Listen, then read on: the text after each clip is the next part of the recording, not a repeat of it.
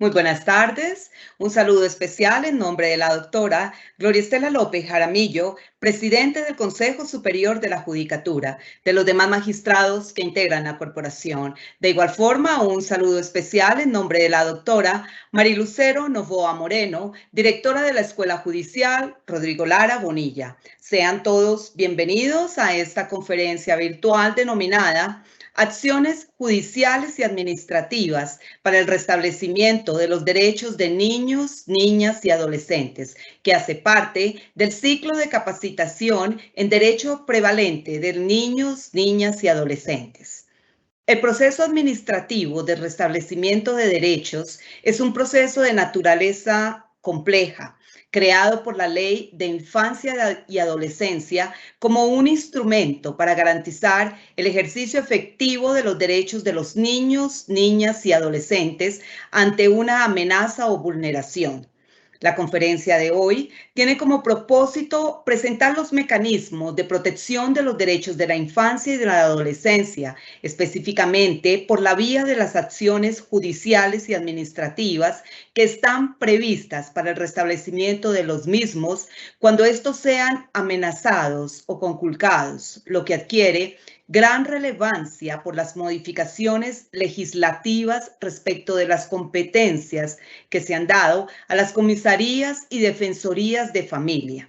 Así también se destacará cuáles son esos mecanismos y la forma para plantear una posición crítica orientada a despejar las dificultades prácticas y funcionales al momento de aplicar la normativa frente a casos específicos en situación de maltrato infantil en el contexto de la violencia intrafamiliar. En esta oportunidad tenemos el gusto de contar con el doctor Osvaldo Henry Zárate Cortés, abogado, candidato a doctor en Derecho de la Universidad Nacional del Mar de Plata, Argentina, magíster en Derecho con profundización en Familia, especialista en Gerencia Social, Derecho Administrativo y Constitucional. Ha sido Procurador Judicial Segundo de Familia de Bogotá, Juez Tercero de Familia de Ejecución de Sentencias de Bogotá, Comisario de Familia de Bogotá y docente universitario. Actualmente, el doctor se desempeña como magistrado de la Sala Civil Familia del Tribunal Superior de Cartagena de Indias. Doctor Osvaldo Henry Zárate, es un gusto tenerlo hoy con nosotros. Bienvenido, tiene el uso de la palabra. Bien, muchas gracias. De verdad, aquí desde Cartagena de Indias, presentaron un saludo a la doctora Marilucero Novoa, directora de la Escuela Judicial, lo mismo que la señora presidenta del Consejo Superior de la Judicatura, la doctora Gloria Estela López Jaramillo. Doctora Mónica, muy amable por su presentación. Saludar a la audiencia, servidoras y servidores judiciales. Hoy vamos a disertar sobre las acciones judiciales administrativas establecidas para el restablecimiento de derechos de niños, niñas y adolescentes. Con ese propósito vamos a compartir unas ayudas, unas imágenes que nos irán acompañando durante este recorrido que es relativamente breve. Para empezar, vamos a hablar de la naturaleza de la acción de protección de la violencia intrafamiliar y queremos resaltar que en el contexto de la garantía de los derechos humanos de niños, niñas y adolescentes, de los miembros de la familia, pero en particular de los miembros más débiles de la familia, esta acción tiene una connotación especial. Como vamos a ver a continuación, vamos a identificar en la siguiente diapositiva que la acción de violencia intrafamiliar fue conocida a través de la acción de tutela del año 1991 y 1996, por cuanto no hubo una legislación que la recogiera de manera específica. Recordemos que fue la tutela, el mecanismo por medio del cual se entraban a solucionar estos tipos de problemas. Eran conocidos por los jueces de familia y por eso en segunda instancia de los tribunales, y por eso fue fue generosa la jurisprudencia de la Corte Constitucional durante este periodo, que terminó en el año 96 con la Ley 575, que ya, como vemos en la siguiente diapositiva, le entrega la competencia al juez de familia específicamente. Y en este caso, a diferencia de los momentos anteriores que era la acción de tutela, aquí se contempla una acción específica que se denominó el proceso de protección frente a la violencia intrafamiliar. El siguiente periodo es cuando, con la ley 575, estamos hablando de la ley del 96, me confundí, ahorita empezó en el 2000, la ley 575, que le confió la competencia a los comisarios de familia. Con esa competencia, entonces la acción empezó a tener unas características especiales. Lo vemos en la siguiente imagen, como el actuar del comisario de familia era de la misma naturaleza que la acción originalmente dada para la violencia intrafamiliar conocida como por la tutela. Entonces empezamos a decantar que va viendo un avance, una modificación en el desarrollo de la acción y se va depurando primero como una vía plena constitucional, que era, repito, la acción de tutela, luego la acción específica de violencia intrafamiliar de carácter judicial y posteriormente la acción judicial también, pero en cabeza de los comisarios de familia, con la segunda instancia del juez de familia.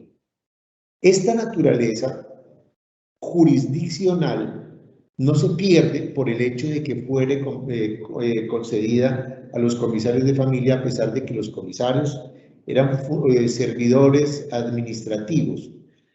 Por autorización del artículo 116 constitucional, el comisario queda investido de una función jurisdiccional para atender esta acción. Vamos a ir avanzando con las imágenes para hacer la progresión del desarrollo. En la siguiente diapositiva vemos cómo es necesario decir que la acción, además de ser una acción jurisdiccional, es una acción constitucional. Para eso tendremos que ver entonces, primero había resistencia de los operadores y de los tratadistas en no querer reconocer que por el hecho de que fuera conocida, por un comisario de familia, autoridad administrativa, no era, por tanto, una acción judicial, pero ya se superaba ese criterio y llegamos a hacer una propuesta mucho más profunda y decir, no solamente es una acción jurisdiccional, sino que también es una acción constitucional. Y para eso entonces entendemos que la jurisdicción constitucional orgánica está constituida por la Corte Constitucional.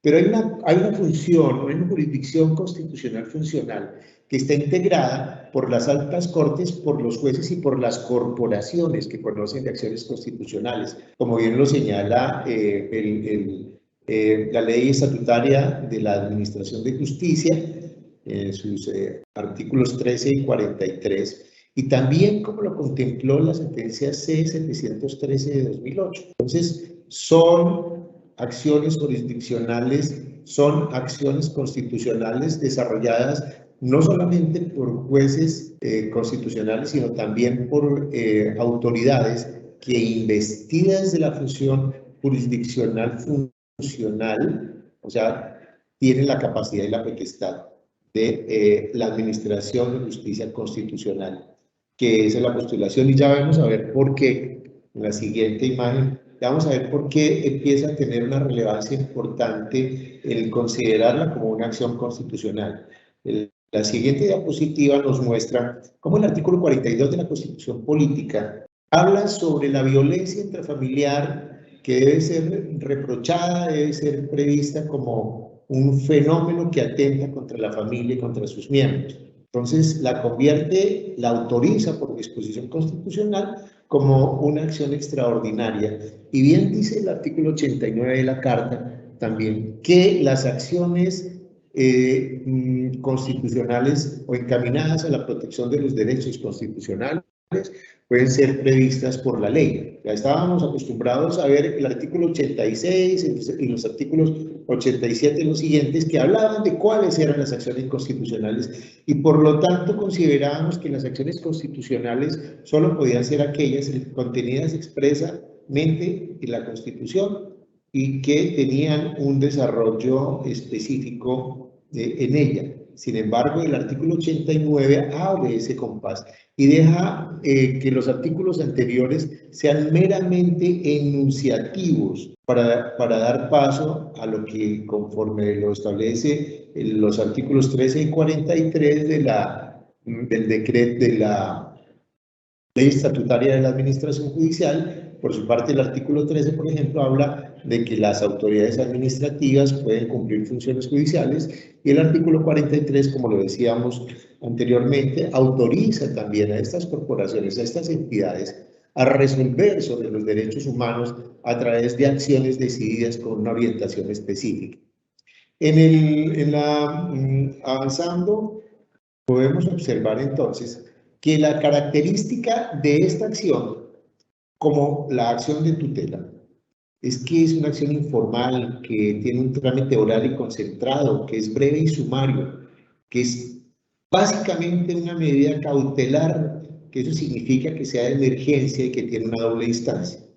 Si observamos las características, estos factores tienen una plena identidad con la acción de tutela. La informalidad de la acción de tutela, la oralidad, su concentración, lo breve y sumario. Y uno más, y es que tienen un término perentorio para su decisión. La Ley 294 de 1996 refiere además que todo lo relacionado con la acción que ahí se contempla, que no esté previsto en esa ley, va a ser suplida por revisión normativa o va a ser por el decreto 2591 que regula todo lo relacionado con la tutela. Entonces, esa revisión normativa hace una correlación de un linaje semejante. Abrevan del mismo origen constitucional la acción de tutela y la acción protección de la violencia intrafamiliar. Tienen características semejantes, términos iguales, y por eso estamos haciendo este breve recorrido para ver algo muy importante. Tiene que ver con la forma y el término de su decisión. Avanzando, vamos a observar que la informalidad de la acción está identificada por la forma como se puede presentar su solicitud. Estamos hablando que puede ser verbal, por escrito, y presentar los datos esenciales.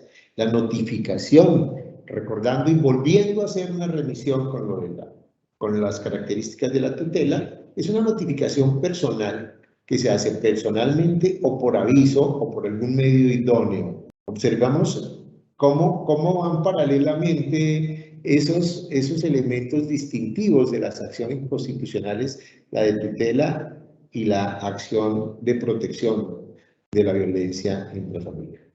La intervención, hablamos también de la informalidad en cuanto a la intervención. Allí las partes pueden actuar sin necesidad de estar asistidos por un letrado, por un abogado.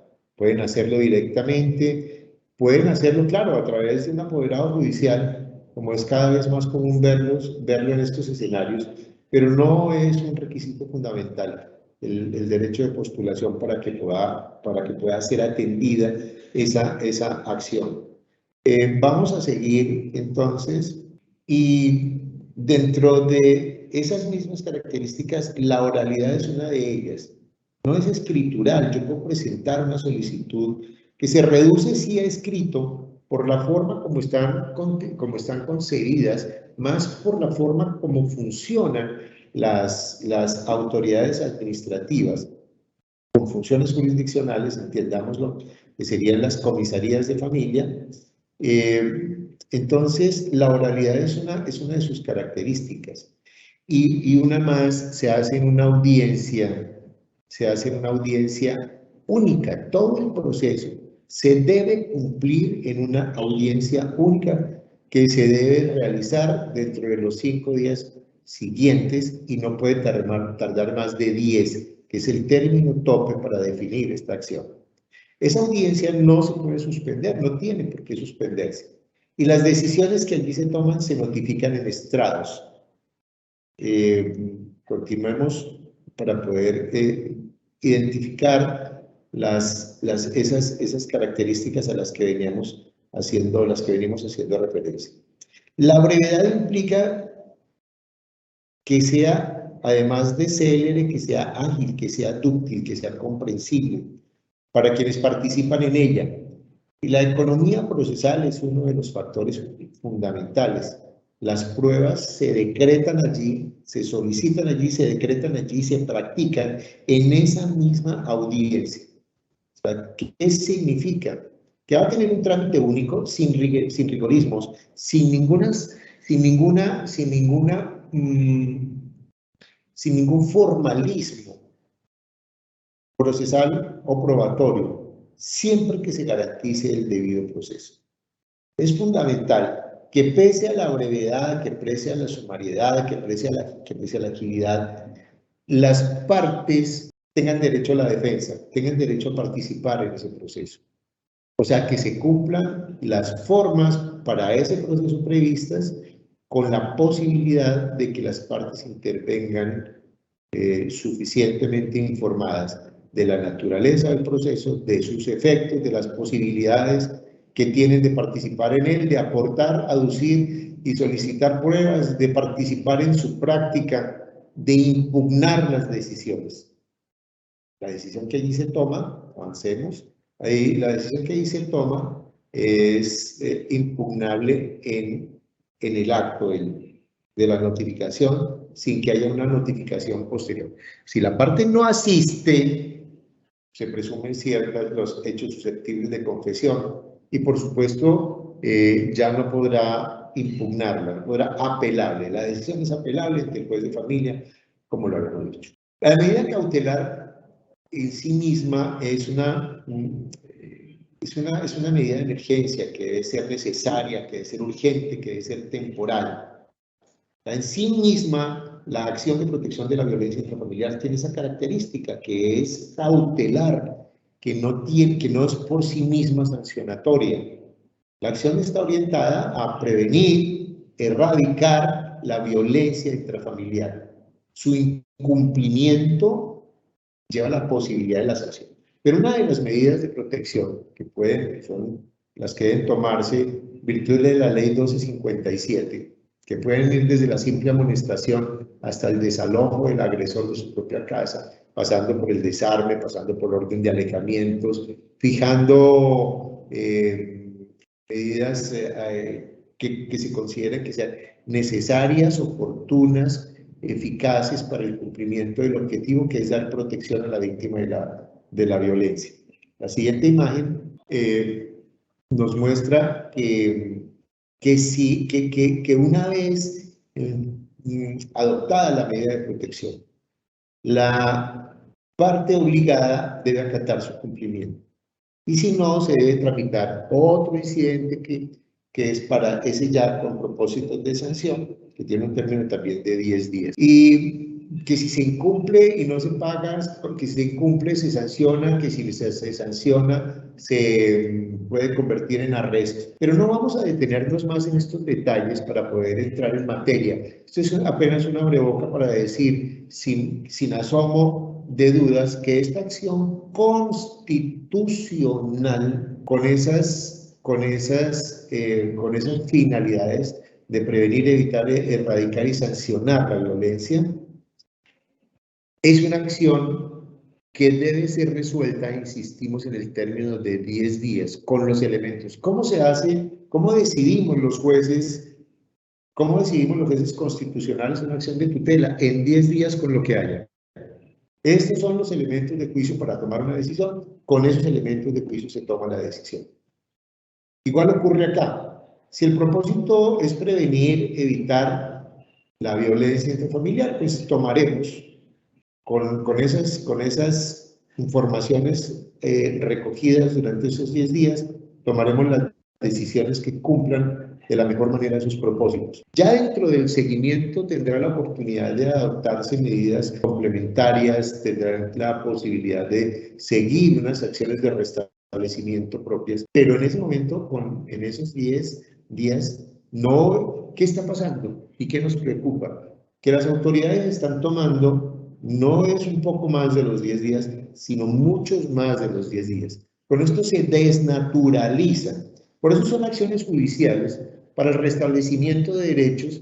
Y cuando hablamos de las víctimas, que son niños, niñas y adolescentes, en general de las víctimas, pero en este caso hablando de niños, niñas y adolescentes, estos términos resultan absolutamente necesarios para poder tomar decisiones efectivas, porque las medidas que se tomen tienen que cumplir la misión de proteger a la víctima de la violencia. Ahora, hay circunstancias de maltrato que no están en el contexto de la violencia.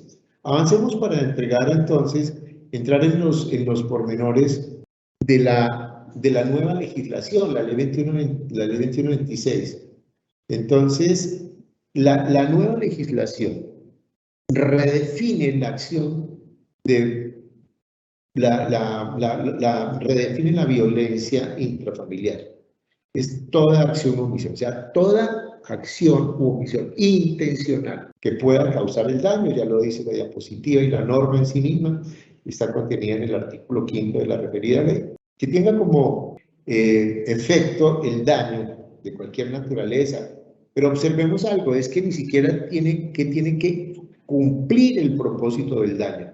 El solo hecho de que constituya una amenaza activa la acción. O sea, yo no tengo que esperar la consumación del daño para que el proceso se abra. Un niño que ha sido maltratado, un niño que ha sido violentado o un niño que esté a puertas de serlo, con unos fuertes indicios, puede activar la acción.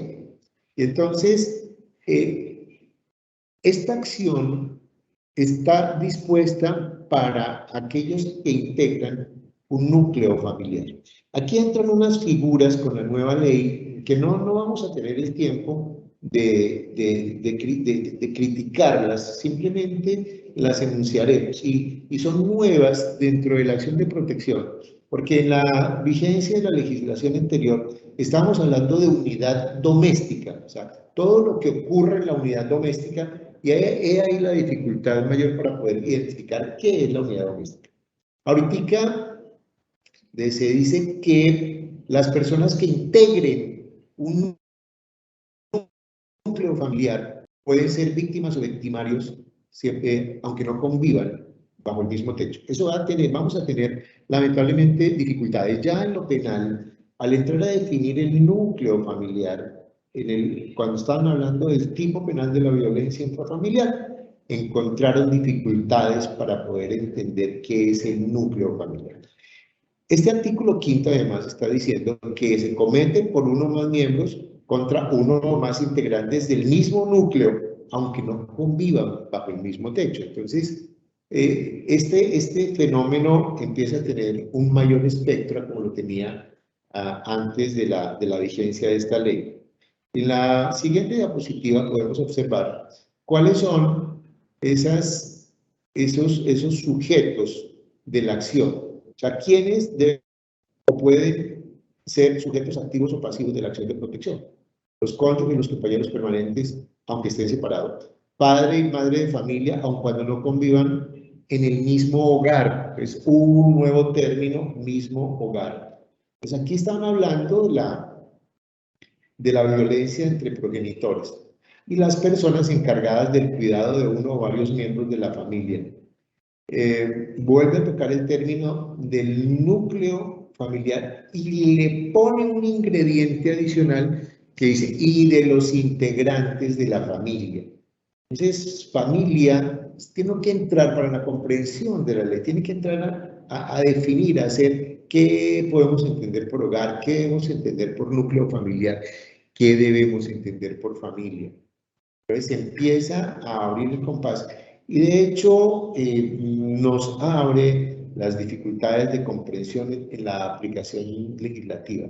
Continuemos con la siguiente diapositiva, en donde se puntualizan cuáles son más las personas que pueden ser sujetos de la... y son las que están en el mismo hogar o integren la unidad doméstica sin relación de parentesco. Unidad doméstica sin relación de parentesco. Esa es otra figura adicional que tendremos que profundizar. Ejercicio hermenéutico para comprender realmente quiénes serán los que van a ser sujetos de... Y realmente las personas con las que se sostiene o se haya sostenido una relación de pareja, cohabitacional o no, de carácter permanente, que se caracterice por una clara e inequívoca vocación de estabilidad. Están hablando de ampliar a los novios, o sea, quienes hayan tenido una relación afectiva pueden ser sujetos de la acción. Pero entre todo esto, los niños están inmersos, niños, niñas, adolescentes están inmersos como sujetos. Ellos pueden residir en el mismo hogar, pueden integrar la familia, pueden formar parte del mismo hogar, pueden integrar también de igual manera la unidad doméstica y pueden ser sujetos del núcleo familiar.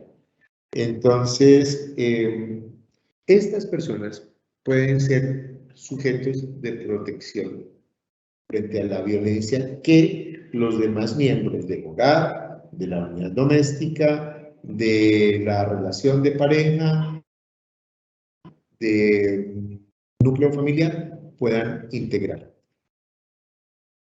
Los niños, siguiendo con la identificación, tenemos que decir que las comisarías de familia tienen, o que las autoridades que conocen de los restablecimientos, de la protección y de los restablecimientos de derechos de niños, niñas y adolescentes, tienen unas competencias específicas a través de la nueva ley.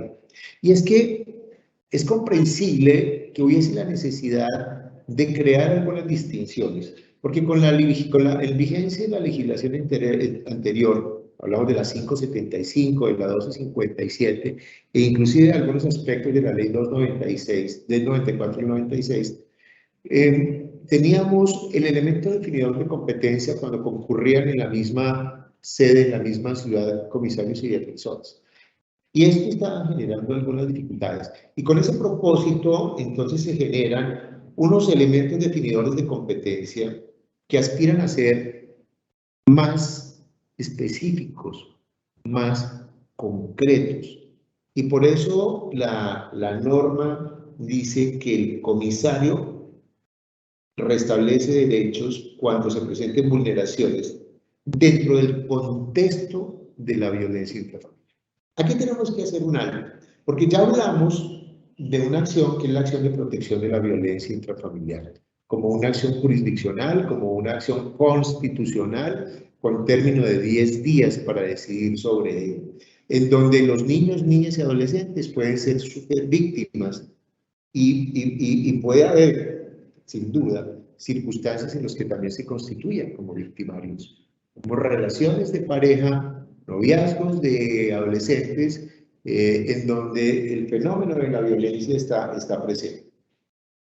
Entonces, hay esa acción, pero también existe la otra acción para restablecer derechos, que es la del Código de Infancia y Adolescencia, que es el proceso administrativo de restablecimiento de derechos, por sus siglas PAR. Y entonces, eso generó dificultades en cuanto a las competencias, muchas colisiones de competencias que hasta cierto momento fueron dirimidas por el Consejo de Estado. Estas competencias que llevó a que el comisario de familia tuviera mucho poder concentraba mucho poder. La acción a la que nos hemos referido, por su naturaleza ya definida, ya mencionada, claramente identificada, puede desalojar al agresor, puede de su propia casa, puede ordenar su desarme si estuviera legítimamente armado, puede definir en el marco de esa acción la custodia, puede ordenar quién se queda temporalmente con la casa mientras se define con la habitación, con la casa de habitación, fija cuota alimentaria. En fin, es orden de alejamiento. El poder es decir, podríamos decir mejor que no hay una autoridad más poderosa en materia de familia que un comisario de familia. El comisario de familia practica un rescate, ordena el rescate u ordena el desalojo del agresor inválido de la fuerza pública, por ejemplo. Y eso ocurre en 10 días. Puede ocurrir dentro de las 4 horas siguientes a recibir la solicitud de medida de protección. Entonces, es una acción que si no se cumple puede ser sancionada, pero ya está con 45 días de arresto, pasando primero por una multa convertible a arresto o después arresto directo. Y la multa puede ir entre 2 y 10 salarios mínimos. Es coercitiva la capacidad de acción del comisario. Y ocurre que existe el otro proceso, el PAR, que es el proceso administrativo de restablecimiento de derechos, en donde se tienen 6 meses para tomar una decisión, en donde ciertamente también la autoridad de restablecimiento de derechos puede tomar decisiones de custodia y de semejantes a las que hemos referido, pero no tiene la misma capacidad coercitiva. Entonces, el comisario decía, no, mire, yo ya tomé una acción de medida de protección, ya desalojé, por decir algo, ya le entregué a la custodia del niño agredido a la mamá, entonces ahora le mando los documentos al defensor de familia para que él se encargue de adelantar e instruir el proceso de restablecimiento de derechos. Ya la ley 1878 fijó unos términos y unos marcos especiales para este tipo de procesos, donde tiene 6 meses, prorrogable por 6 meses, de seguimiento de 6 meses, prorrogable por 6 más, para que en un periodo de año y medio, de 18 meses, pueda tomar una medida definitiva que pueda concluir con el cierre, con el restablecimiento efectivo o en su defecto con una orden, con una declaratoria de adoptabilidad. Entonces, esas diferencias llevaban a que la materialización del restablecimiento no se cumpliera con todo el propósito que la ley como la ley lo ha concebido. Entonces, por eso, la ley 2126 nos está diciendo el comisario restablecerá derechos en el marco de la violencia intrafamiliar. Está diciendo, cuando hay violencia intrafamiliar, usted se encargará exclusivamente de todo. Pero cuando esa violencia intrafamiliar implique una violencia sexual contra niños, niñas y adolescentes, caramba, ya no será usted el encargado, sino será el defensor de familia el que atienda a las víctimas de la violencia intrafamiliar. Esto tiene una dificultad en cuanto a los alcances, ¿no? En cuanto a los alcances. Si el defensor de familia, miremos que esta acción de protección que nos da toda la capacidad de respuesta con dientes, capacidad de sancionar, entonces ya no la puede ejercer el comisario cuando se trate de violencia sexual. También nos dice, y en eso no varía respecto a la legislación anterior, y es que el defensor de familia conocerá de ese proceso de restablecimiento de derechos sencillamente cuando el maltrato no esté contextualizado en los ámbitos de la violencia intrafamiliar, y eso no cambia. Todo hecho de violencia intrafamiliar contra niños, niñas y adolescentes es necesariamente, todo hecho de violencia es un hecho de maltrato, pero no todo hecho de maltrato es un hecho de violencia. Hay maltrato por negligencia, por descuido, hay acciones que no comportan esa intencionalidad de daño. Entonces, el defensor va a asumir la competencia para conocer de la violencia sexual sin distinción de quién la cometa. Y en el caso de que exista dentro de ese núcleo familiar, otra vez vuelve a jugar el término núcleo familiar, otros niños víctimas del abuso, el defensor asumirá la competencia de todos ellos. Bien, los temores son fundados porque se saca el comisario de familia para la protección con la capacidad de reacción, decíamos, de conocer de la violencia sexual. Es una preocupación grande, es una preocupación, porque el defensor de familia no tiene competencia para conocer de la acción de protección por violencia intrafamiliar. Es acción jurisdiccional, es acción constitucional, de la que únicamente está investido el comisario de familia. El juez natural es el comisario de familia. El comisario de familia no más. La comisaría de familia es la llamada a conocer de la acción a través de sus titulares. Y frente a eso, entonces, estamos diciendo que la acción de violencia intrafamiliar no se predicaría en los casos de violencia sexual, porque el comisario no puede conocer de ella, porque la debe conocer. Entonces, todo acto de violencia sexual debe ser conocida exclusivamente en el marco del proceso de restablecimiento de derechos del par, que tiene los 18 meses. Con una capacidad de respuesta, desde luego, más limitada, porque yo dispongo, el proceso de restablecimiento de derechos se puede aplicar cualquier medida también, pero cualquier medida con limitaciones. Bueno, el desalojo del agresor. Digamos que el desalojo lo puede practicar a pesar de que no hay una disposición específica para que el defensor lo practique, podría ser. Pero ¿qué ocurre si el desalojo se incumple, si se saca pero el sujeto regresa? No hay sanción. El incumplimiento creo que son varios días, hasta por 100 días, cuando se incumple, el mismo código lo dice, 100 días de salario mínimos legales, diarios mínimos legales, que no conozco el primer caso de ese tipo de sanciones. Entonces, ¿dónde queda la capacidad de reacción del defensor de familia? El otro fenómeno, y para eso está la siguiente diapositiva, que son las funciones de las comisarías de familia. El defensor tiene la potestad, tiene la potestad de tomar las determinaciones, pero no, a ver cómo lo pudiera explicar, tiene las limitaciones para no ejercitar un poder suficiente que le entrega en este caso, por ejemplo, la ley de violencia intrafamiliar.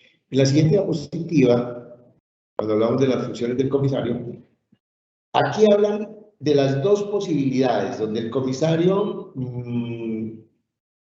puede iniciar los dos procesos.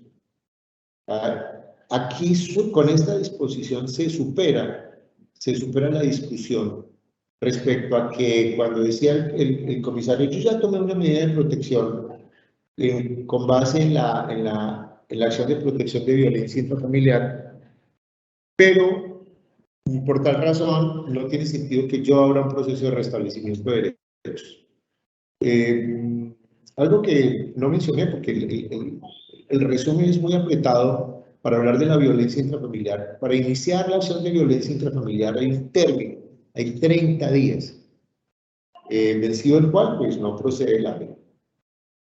Entonces el funcionario tiene, el mismo comisario de familia, ante las situaciones de violencia intrafamiliar en los que sean víctimas niños, niñas y adolescentes, que es el tema que hoy nos ocupa, conserva la competencia para tomar medidas. Entonces, por eso dicen que en el marco de la ley 1257, o sea, en el marco de la acción de protección de violencia intrafamiliar, el comisario toma las decisiones para reparar esos derechos vulnerados o amenazados en caso de la violencia en el contexto familiar. El comisario toma las medidas de ley 1257, pero también le está diciendo, el comisario también toma medidas en vigencia de la ley 1098, artículo 80, ley 1098.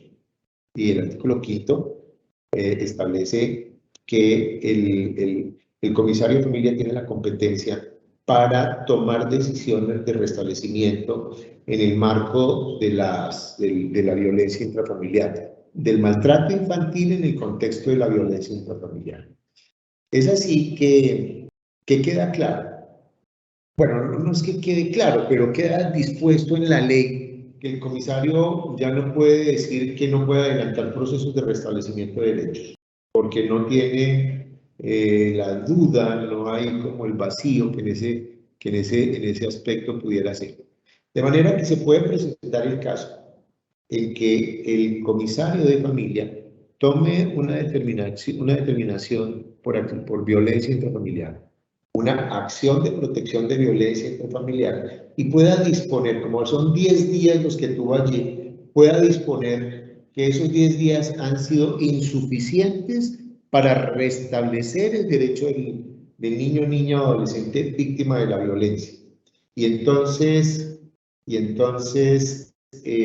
diga, voy a abrir un proceso de restablecimiento de derechos con base en la ley 1098 y la 1878, y sea válido ese proceso como consecuencia, o que disponga que la acción de protección por violencia intrafamiliar contra niños, niñas y adolescentes no es el mecanismo idóneo porque considera que es la acción el proceso administrativo de restablecimiento de derechos el que mejor ofrece el panorama más factible, más plausible para lograr el propósito del restablecimiento de derechos.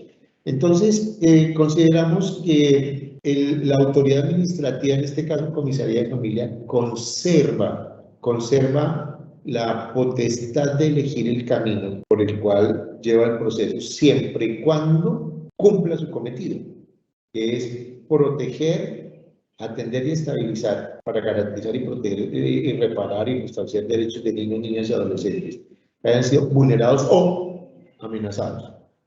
Y para esa finalidad puede elegir cualquiera de los dos caminos.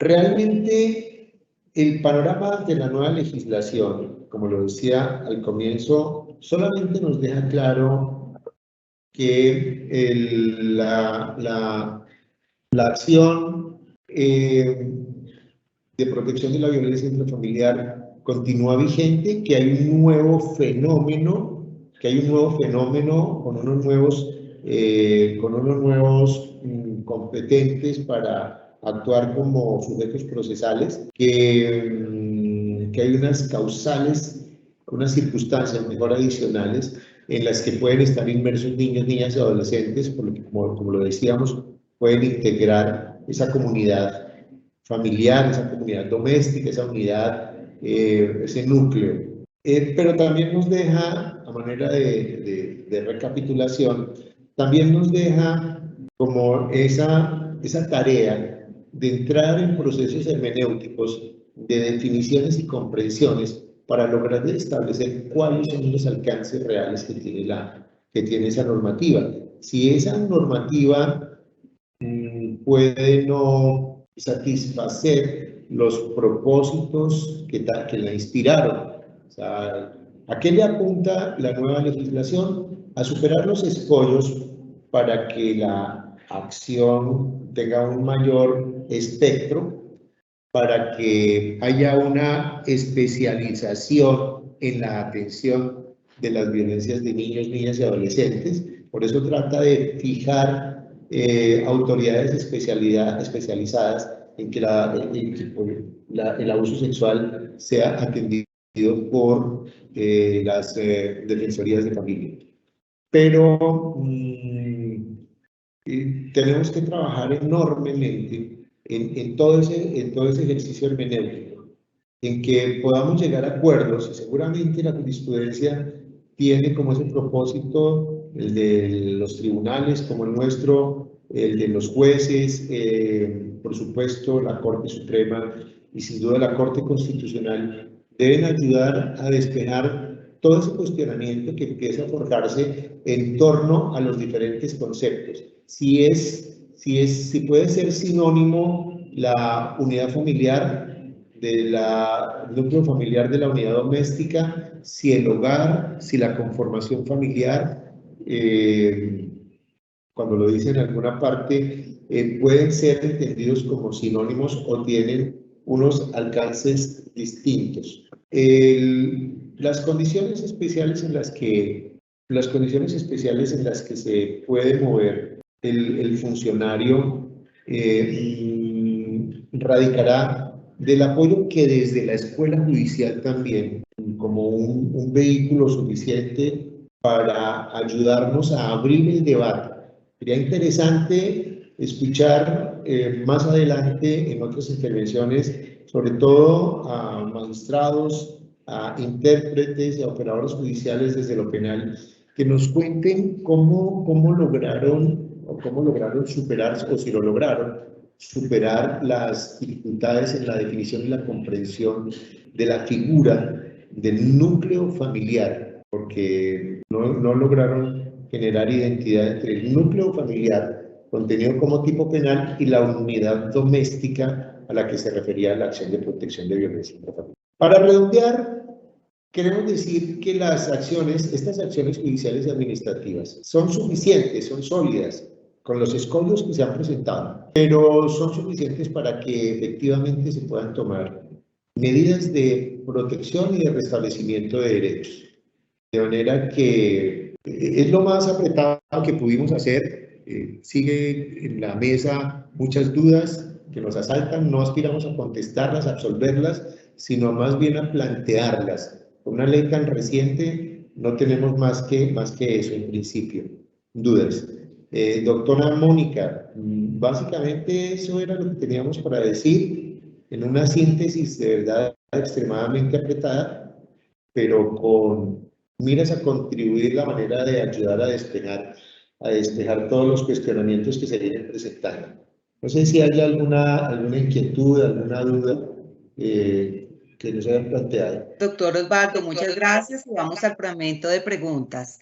La primera, las comisarías de familia pierden las facultades otorgadas por la ley 575 para brindar protección a los menores de edad víctimas de la violencia intrafamiliar. No. La 575, o sea, la 296, 575, la 1257 y ahora la 2126, les mantienen, como lo decíamos, les mantienen la competencia, siguen siendo los comisarios de familia el juez natural de la violencia intrafamiliar.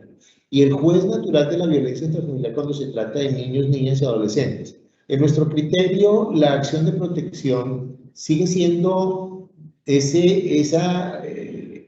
forma parte de esa batería legislativa, es un arsenal jurídico importante que es útil para enfrentar el flagelo de la violencia, para enfrentar del maltrato infantil. Eso es básicamente lo que pasa. O sea, no hay pérdida de competencia para que por parte de las comisarías, y por lo tanto no solamente que están facultadas, sino obligadas a brindar esa protección a las víctimas menores de edad. Siguiente pregunta, doctor. ¿Hay capacidad de las defensorías de familia para enfrentar la protección y restablecimiento de derechos de los menores de edad víctimas de la violencia sexual en el entorno familiar? Sí, a eso nos referíamos cuando decíamos que el propósito de especializar a las autoridades es encomiable, es bueno. Realmente en las defensorías de familia hay unos robustos equipos interdisciplinarios, multidisciplinarios, que pueden trabajar en armonía con las autoridades penales para hacer frente a la violencia sexual en el ámbito infantil, maltrato infantil, en ese marco de la violencia intrafamiliar, en los casos de abuso sexual. Lo que sí creemos es que el defensor de familia, a pesar de que puede tomar medidas semejantes a las del comisario, tiene la capacidad de respuesta coercitiva, es la que echamos de menos. Y yo lo digo, y perdón por hablar en nombre propio, que como comisario de familia, como fui en Bogotá mucho tiempo, realmente las decisiones que se podían tomar en una acción de protección de violencia intrafamiliar son más eficaces que las que pueden ser más contundentes que las que se pueden tomar en un proceso de restablecimiento de derechos sin que por eso se descalifique el segundo. O sea, la capacidad sí la tienen las defensorías, lo que no tienen es como la capacidad legislativa, normativa para hacer el acompañamiento y poder garantizar el cumplimiento de medidas a través inclusive de sanciones. O sea, no las hay. Doctor, última pregunta. ¿Cuáles son actualmente las diferencias entre el proceso de protección contra la violencia intrafamiliar y el administrativo de restablecimiento de derechos? Las diferencias en el proceso de protección y el de restablecimiento de derechos están fundamentalmente en dos cosas, en que la acción de protección tiene una agilidad sin par, teóricamente. ¿Qué está ocurriendo en la práctica? Las comisarías de familia aspiramos a que esa especialidad redunde en beneficio y en la capacidad de respuestas de las comisarías de familia. Pero la mayoría de las comisarías de familia están tomando decisiones por fuera de los 10 días, por fuera mucho más allá de los 10 días. Conozco procesos que tienen año y medio, hasta 2 años, de estar adelantándose, lo que desnaturaliza la acción de protección. Es como si tuviéramos una tutela engavetada por 2 años con el mejor propósito, es que quieren tomar la mejor decisión posible, entonces no la engaveto, sino que le estoy practicando plazas, pero eso deslegitima y desnaturaliza la acción de tutela, como deslegitima y desnaturaliza la acción de protección de la violencia intrafamiliar. Entonces son los tiempos de respuesta que hay. Para unos 10 días, para lo que puede ser 18 meses. ¿Qué ocurre? Que la acción de protección es probable que en 10 días no tenga la capacidad de restablecer, de mirar cuáles son las medidas efectivas para ese restablecimiento.